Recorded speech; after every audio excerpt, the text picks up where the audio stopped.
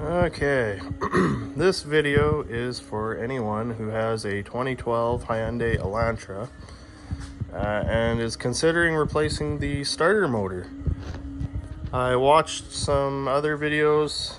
They showed that, it was super easy to get at, right at the front here. Undo a couple bolts and there you go.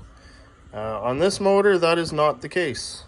If you're looking at this motor and you're wondering where the heck your starter motor is, I will show you.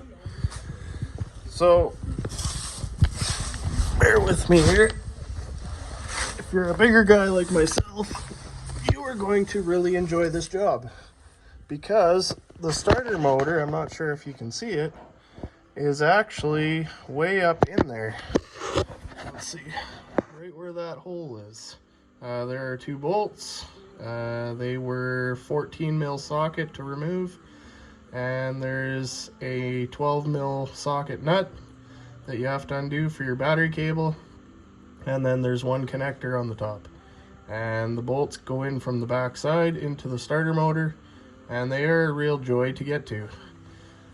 Yeah, so there you go, in case you were wondering.